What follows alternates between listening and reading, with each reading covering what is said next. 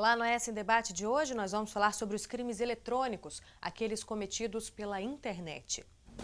Na última década, a internet apresentou um aumento considerável e assim como o número de usuários, velocidade e serviços oferecidos pela rede cresceram, o índice de crimes eletrônicos também aumentou e estes se tornaram ainda mais lesivos. Para conversar com a gente sobre esse assunto, nós convidamos o representante da Delegacia de Repressão aos Crimes Eletrônicos, delegado Jeremias dos Santos, e a psicóloga Angelita Escárdua. Sejam bem-vindos. Delegado, eu começo com o senhor. Define para a gente o que é considerado um crime eletrônico hoje. A atribuição da Delegacia de Repressão aos Crimes Eletrônicos é apurar os crimes cometidos no ambiente virtual. Como não existe uma legislação específica tratando os tipos, se utiliza o Código Penal e as leis vigentes atualmente no país. Quais são os crimes que vocês mais, as denúncias de crimes que vocês mais recebem lá na delegacia? São os crimes contra a honra, que são as calúnias, as injúrias, difamações. Temos os crimes de ameaças e os crimes contra o patrimônio, destaca-se a questão do estelionato. É importante frisar também a atribuição dessa delegacia é quando o crime se consuma no ambiente virtual, notadamente aí a questão da internet, da rede mundial de computadores. Quando a internet apenas é o meio de aproximação entre o criminoso e a vítima, esse crime se consuma fora do ambiente virtual, a atribuição, a competência, ela é estendida para uma delegacia que apura, por exemplo, um estelionato. Quando a internet apenas foi o meio de propagar, divulgar aquele golpe e a pessoa se envolve numa situação em que no mundo real ela vai numa agência bancária, por exemplo, e faz um depósito na conta corrente do criminoso. Isso é um crime que nós chamamos, por exemplo, estelionato clássico, estelionato comum. Agora, quando os crimes se consumam no ambiente virtual, a atribuição é da Delegacia de Repressão aos Crimes Eletrônicos, denominada DRCE. O senhor falou de estelionato no mundo real, né? Como se diz. No mundo virtual, como seria um estelionato? Seria, por exemplo, o criminoso, ele, por meio daquela propaganda, ele induz a vítima com atos próprios, ou seja, a vítima tem que ser um agente ativo. Ela mesmo naquela página falsa, por exemplo, que está no ambiente virtual, ela insere os seus dados, ela faz uma transação eletrônica, uma transação virtual e faz uma transferência, por exemplo, tudo se materializando naquele ambiente de internet. A diferença do primeiro caso é que a internet se viu como uma propaganda, induzindo ao cidadão na sua conduta ativa, dirigir uma agência bancária que está lá no mundo concreto, numa sede física de um banco, por exemplo, e ali ela consuma, ali ela efetiva o pagamento indevido.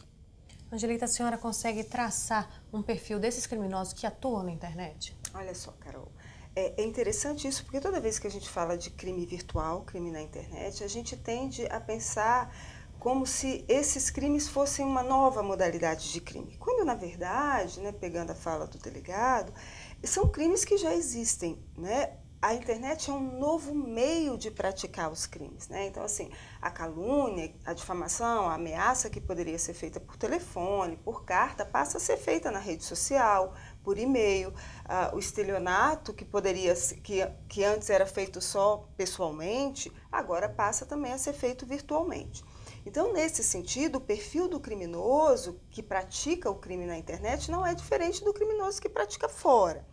O que a internet possibilita, e aí a gente pode pensar em termos de uma característica mais recorrente em quem pratica o crime na internet, é que em algumas modalidades de crime, o anonimato da internet permite muitas vezes que uma pessoa que não teria coragem, por exemplo, um pedófilo, que não teria coragem de ir para a porta de uma escola assediar uma criança, se sinta confortável para assediar na internet, porque ele está protegido pelo anonimato da internet. Às vezes, um vizinho que não teria coragem de caluniar o outro, difamar o outro na rua, entre os vizinhos, naquela fofoca de porta a porta, tem coragem de fazer isso numa rede social, porque cria um perfil falso e tal. Então, o que a internet permite é que pessoas que são mais acanhadas, mais tímidas ou mais covardes se sintam confortáveis para cometer um crime, coisa que elas não fariam se elas tivessem que ficar cara a cara com a vítima, etc. e tal. Mas os crimes são os mesmos e, nesse sentido, os perfis são: o pedófilo da internet, o perfil psicológico dele é como o do perfil do mundo concreto. Às vezes, o do mundo concreto só é mais ousado do que o da internet. Ele vai para a porta da escola. O estelionatário da internet, muitas vezes, ele só é mais acanhado do que o estelionatário que tem que ficar na porta do banco aplicando um golpe no velhinho aposentado. Mas o perfil acaba sendo o mesmo. Existe um perfil também para as pessoas que sofrem esse tipo de ataque, não? Sim, existe. E aí a mesma coisa, vai depender muito do tipo de crime, né? Então, assim, se a gente pensar o perfil da pessoa que é vítima de crime na internet, porque ela se expõe demais e aí o bandido acaba sabendo qual é a rotina dela, quais são os gastos dela, os interesses dela, aí a gente pode pensar uma pessoa extrovertida, uma pessoa que se expõe muito, que fala muito da vida pessoal dela, que tem uma dificuldade em delimitar a diferença entre o espaço privado e o espaço público. Se a gente for pensar, por exemplo, a vítima de bullying, aquele adolescente que os colegas ficam achincalhando na internet, em geral é o adolescente que é mais tímido, que é mais recatado, que é o mesmo que a vítima na escola, né? Do bullying na escola vai ser vítima do bullying na internet. Se a gente pensar, por exemplo, nas crianças que são vítimas de pedófilo, geralmente são crianças onde os pais tendem a ser ausentes, mais ausentes, né? Assim, falta uma supervisão adulta para acompanhar a criança, para orientar. Então, assim, muitas vezes os pais podem ser ausentes por várias questões diferentes. Mas, em geral, a criança que é vítima do pedófilo é uma criança que falta a supervisão de um adulto, né, para acompanhar o que ela está fazendo, orientar, etc. e tal. Então, assim, dependendo do crime, você vai ter uma vítima com perfil diferente, que seria a mesma vítima do mundo concreto, o mesmo perfil da vítima no mundo concreto. Delegada, a gente tem acompanhado na imprensa muitos casos de bullying nas redes sociais. Isso também é caso de polícia? A princípio, está tipificado como ofensa à honra de um adolescente, de uma criança. São fatos que tentam diminuir aquela pessoa, ofender a sua honra, destacar algumas características físicas. Isso poderia ser facilmente enquadrado pelo Código Penal em vigor, como normalmente difamação ou injúria. Mas entendemos até que a primeira instância é a própria escola, de uma forma educativa, pedagógica, até disciplinar dentro dos parâmetros legais e educacionais. Para aí sim, no segundo momento, não havendo uma solução para esse conflito, que seja procurado a delegacia. E cabe frisar também que, por ser uma ofensa pessoal e de um crime denominado privado, a legitimidade, ou seja, a pessoa que tem que levar a autoridade policial ao conhecimento desse fato, é o próprio pai ou responsável dessa criança ou adolescente, que só a partir daí há uma apuração no caso criminal. Mas entendemos que a apuração criminal é um segundo passo, quando a escola ou outras esferas do poder público não possam resolver a situação. Que muitas vezes as crianças também acham que é uma brincadeira. Então, acho que precisaria de mais orientação para mostrar que sim, pode ser tipificada aquela conduta, no caso de uma criança ou adolescente, que nós chamamos de um ato fracional, equiparado, análogo a um fato previsto crime.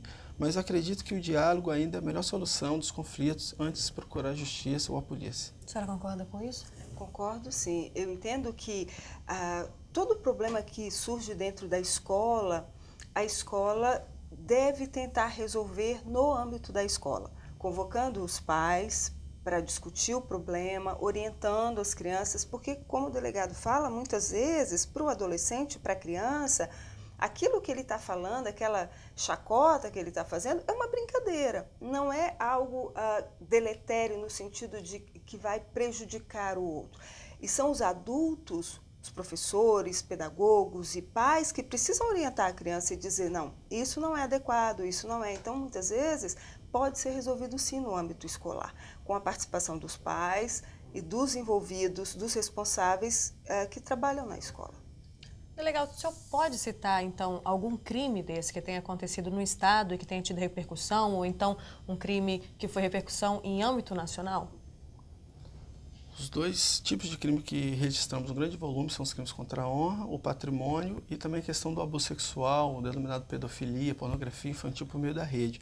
Esse caso de pedofilia, chamado assim, nós podemos citar um caso de um empresário aqui de Vitória, em que, após uma investigação, foi detectado, foi apreendido em seus computadores, em suas mídias, em seu apartamento, uma quantidade muito grande de material pornográfico envolvendo crianças e adolescentes, alguns com diálogos, outros com vídeos, outros com fotos. Então, a quantidade de material preliminarmente apurado, ainda temos 4 HDs com capacidade grande de armazenamento ainda na perícia, então entendemos que a quantidade é maior.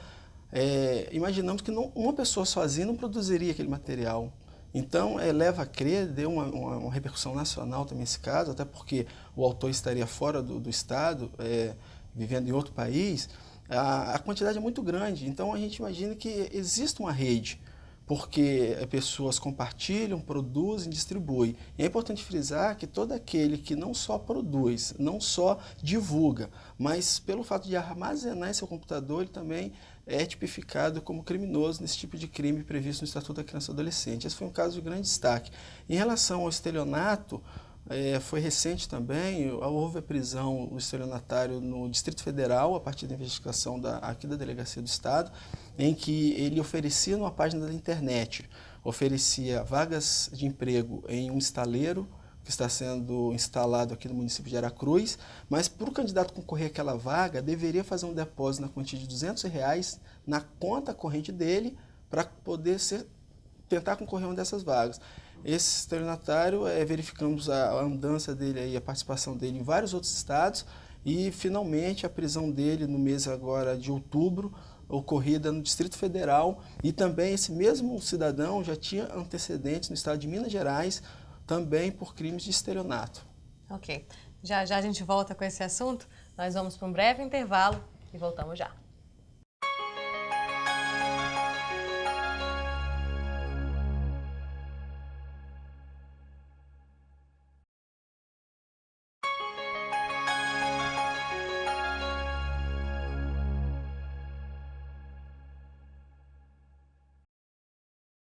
Estamos de volta com Essa em Debate, hoje falando sobre crimes eletrônicos, aqueles que são cometidos pela internet. No primeiro bloco, o delegado falou a respeito do que é exatamente um crime eletrônico. A psicóloga Angelita falou sobre o perfil de quem comete esses crimes. E, Angelita, agora eu queria saber se essas pessoas que sofrem esses ataques, elas costumam procurar os consultórios médicos. Olha, na média, as pessoas não costumam buscar o consultório em função do ataque ou do problema que ela teve na internet, né? O que acontece geralmente é que as pessoas que são vítimas de algum tipo de crime no mundo virtual, elas acabam, no primeiro momento, o impacto da experiência às vezes nem é tão grande, mas com o passar do tempo, as sequelas podem afetar a vida cotidiana da pessoa e aí ela vai buscar o consultório.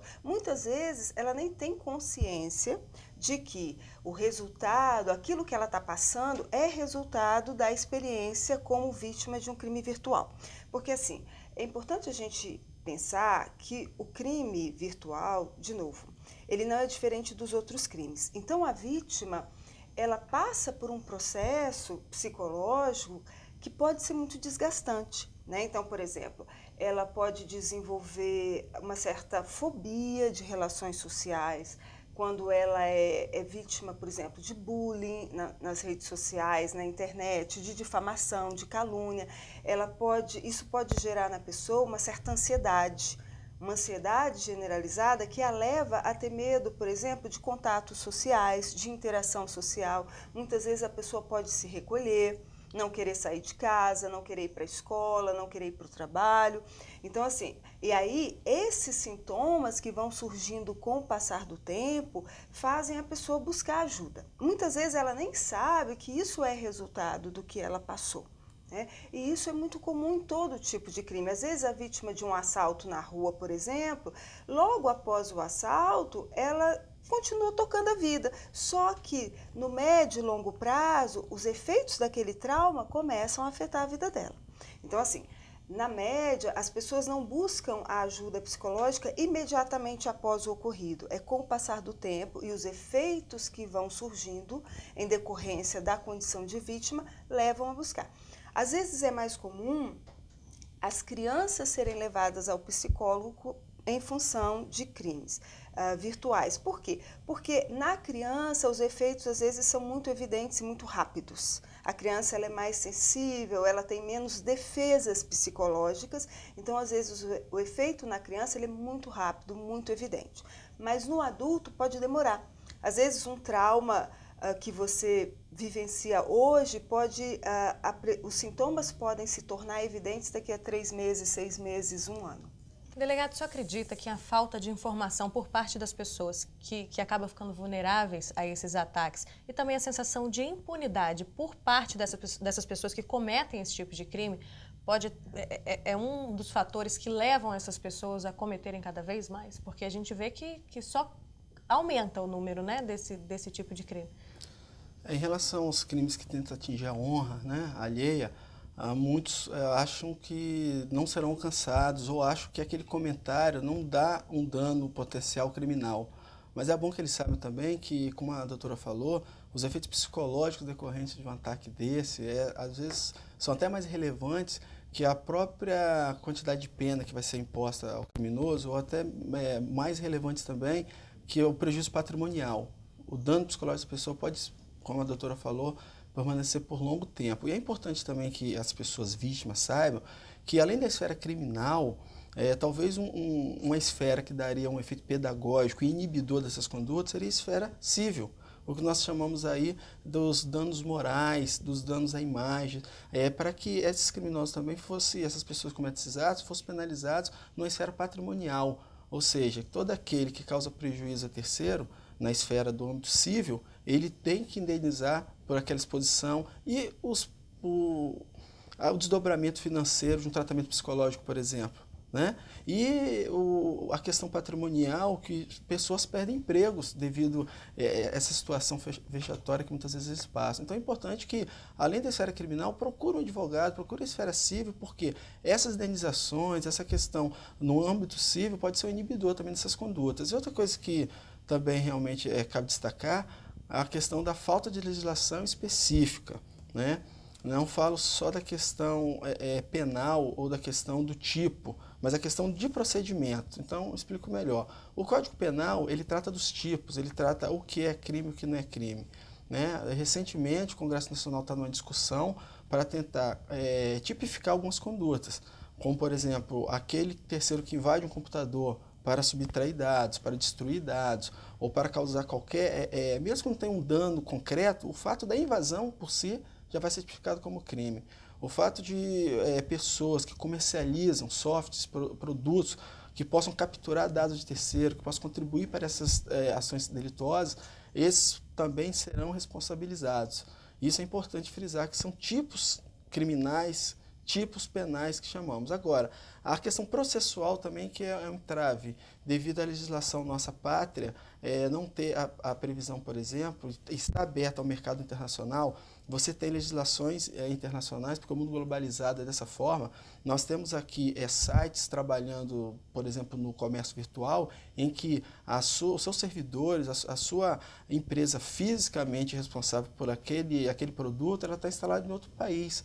Então, é muito difícil essa legislação internacional, aí que eu falo da questão processual, alcançar. E aí sim gera uma certa sensação de impunidade, não devido à falta de empenho da Polícia Judiciária, não falta de empenho do Poder Judiciário ou Ministério Público atuante aqui na região, mas sim por limitações legais, porque às vezes para alcançar a pessoa criminosa que se acoberta de um site, por exemplo, internacional, ou que é amparado por outras legislações e que não há um convênio mútuo, recíproco e transparente, causa uma demora na investigação, e toda investigação, quando tardia, quando não dá a sua resposta em tempo oportuno e efetivo, pode sim causar essa sensação de uma certa impunidade.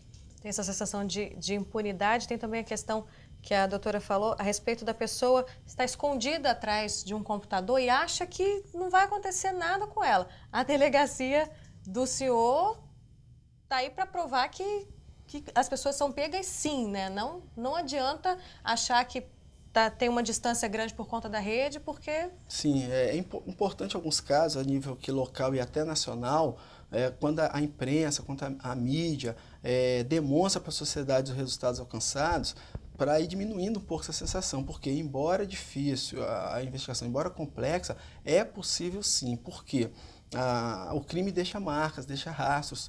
Só que muitas vezes esbarramos em questões de direitos individuais, questões de legislação. A gente não tem um acesso muito fácil aos dados que a gente precisa para a investigação, mas por meio de decisões judiciais, por meio do parecer do Ministério Público, decisões judiciais, conseguimos alcançar, conseguimos de alguma forma rastrear a origem daquele crime e a gente chega, mesmo que demore um pouco, é possível sim. Então, toda vez que demonstramos, apresentamos esses resultados, a tendência é que a gente consiga diminuir um pouco, né, amenizar um pouco essa sensação de impunidade. Então, a questão da legislação, nenhum criminoso, nenhuma pessoa pode se acobertar de uma legislação premeditadamente para cometer crime. Quando a Constituição mesmo prevê algumas garantias individuais e coletivas ao cidadão, aquela legislação está feita em tese para as pessoas de bem. Então, nenhum criminoso pode se valer de um próprio direito para se acobertar para prejudicar terceiro. É o que chamamos no direito da questão aquele conflito aparente entre normas. Então, se eu tenho um direito constitucional que é a questão de você preservar ali a imagem da pessoa, dados cadastrais. Mas você tem um direito constitucional maior, que é a liberdade, que é a dignidade da pessoa humana. Quando dois princípios conflitam, o judiciário é possível pesar e, usando o princípio da proporcionalidade e o princípio também da razoabilidade, abrir mão de um direito para proteger um direito maior, que é o direito da coletividade e do cidadão de bem. Ok. Doutora, que tipo de sugestão a senhora poderia passar aos pais que estão em casa para tomar, talvez, algum cuidado que esteja passando desapercebido aí com as crianças? Olha só, uma coisa é fundamental, assim, e é importante que todos nós adultos entendamos, sejamos pais, professores, tios, irmãos mais velhos. As crianças, elas não sabem o que é certo ou errado. Ninguém nasce sabendo o que é certo ou errado, o que é correto ou incorreto, isso é ensinado. Então, assim, cabe aos adultos, cabe aos pais e a todas as pessoas que cuidam de crianças orientá-las. Orientá-las, ensinar, conversar, explicar, fazê-las entenderem a diferença entre o que é errado, o que é correto e supervisionar o que elas fazem. Então, por exemplo, hoje você tem vários programas de segurança que os pais podem usar nos seus computadores, em suas casas, não só para monitorar o que os filhos estão fazendo na internet, mas para bloquear o acesso das crianças a determinados conteúdos, determinados sites. Então, assim, é importante que os pais se envolvam nesse processo, porque a criança, ela precisa dessa supervisão, ela precisa que o adulto diga, por aqui é legal ir, por aqui não é, esse tipo de coisa pode te ameaçar, esse tipo não. Muitas vezes os pais tendem a achar que proteger os filhos é evitar que os filhos tenham contato com o que é ruim no mundo. Mas essa não é a melhor forma de proteger os filhos. A melhor forma de protegê-los é explicando como as coisas funcionam. Inclusive explicando que há o mal e que existem pessoas dispostas a fazer o mal. E que a criança, ela precisa aprender a se proteger. Então, os pais têm que assumir essa responsabilidade e se envolver. A internet é como qualquer veículo de comunicação. Tem um universo de informações lá, boas e nem tão boas. Cabe aos pais, assim como cabe aos pais monitorar o que os filhos assistem na televisão, monitorar o que eles fazem na internet. Então, assim, é importante que os pais se envolvam com esse processo, né? Porque, no fim das contas, é nossa responsabilidade definir o uso que nós daremos aos recursos que nós dispomos. Sim. Então, assim como é nossa responsabilidade como adultos, é responsabilidade dos pais em relação às crianças e de todos os adultos que estão envolvidos com as crianças. E como é que esse pai pode observar que características uma criança, por exemplo, pode apresentar que é um indício de que é preciso ajuda especializada? Olha, por exemplo, uma criança que está sendo vítima de assédio sexual, por exemplo, ela tende a apresentar um comportamento que é incomum para a idade dela, principalmente um comportamento de cunho erótico. Então, assim, é comum a criança começar a falar palavrões ou ter comportamento com os coleguinhas na escola um comportamento erótico de abraçar, de se esfregar, de beijar. Então, assim, um comportamento erótico que é inadequado para a idade da criança pode ser um indício de que ela está sendo vítima de abuso. A depressão, né, a criança não querer brincar, se recusar a comer, não querer sair de casa, evitar a companhia de certas pessoas, isso também pode ser um indício. Piorar o desempenho na escola, chorar sem motivo aparente. Então, esses são sinais que podem indicar que a criança está sendo vítima de abuso sexual. Quando a criança está sendo vítima de bullying, de chacota e tal, na escola, muitas vezes a criança pode apresentar 2 tipos de comportamento. Ou se tornar agressiva, em casa e na rua também, ou apresentar sinais de depressão. Não querer comer, chorar demais, ficar trancada no quarto. Então, toda vez que uma criança ou um adolescente muda o comportamento, apresenta sinais de tristeza intensa ou de esquiva, aversão a contato social intenso e tal, é um sinal de que algo errado está acontecendo e os pais têm que ficar atentos. Tá certo. Delegado, só para a gente finalizar, o senhor tem alguma dica para quem está em casa e costuma utilizar a internet, está se protegendo desse tipo de crime? Eu gostaria de aproveitar a oportunidade para destacar que hoje a internet é a realidade, como a doutora falou, tem coisas boas, coisas ruins, e nós temos que fazer um filtro dessas informações. E que a atribuição da nossa delegacia, a Delegacia de Repressão aos Crimes Eletrônicos, é para o crime que se consuma ali. Porque se formos ver, a internet está sendo um meio, muitas vezes utilizado para o início, para primeiro contato com seus potenciais vítimas, para daí então cometer um crime. Então nós observamos que no crime contra o patrimônio, as pessoas se expõem mostrando seu patrimônio, mostrando a sua rotina, mostrando que vai viajar e dizendo, estou fora durante uma semana. Então você pode propiciar um crime real, um crime contra o patrimônio. Quando a pessoa na relação de redes sociais se expõe toda a sua intimidade, né, e também marca encontros com desconhecidos, ela pode estar sendo vítima ali futuramente de uma violência real. Você imagina que uma pessoa marca um encontro com um desconhecido, que pode acontecer sendo uma jovem, um adolescente, principalmente do sexo feminino, né? Então nós temos que observar que a internet muitas vezes é um meio para outros crimes até mais graves. O conselho para o cidadão que está nos ouvindo é realmente restringir, delimitar, ter bom senso na utilização da ferramenta, não se expor para que ela não possa ser vítima. Não no mundo real e nem mesmo no mundo virtual, é o bom senso e a segurança sempre. Por quê? Quando você está conversando com uma pessoa que tem um perfil todo desenhado, todo voltado para atingir um público-alvo. Na verdade, você não sabe com quem você está falando. Qualquer pessoa pode criar um perfil colocando dados que vai interessar um certo grupo e, na verdade, a pessoa do lado de cá não está falando com a pessoa que ela pensa estar falando. A minha dica principal seria esses cuidados e essas prevenções. E existe um canal de denúncia?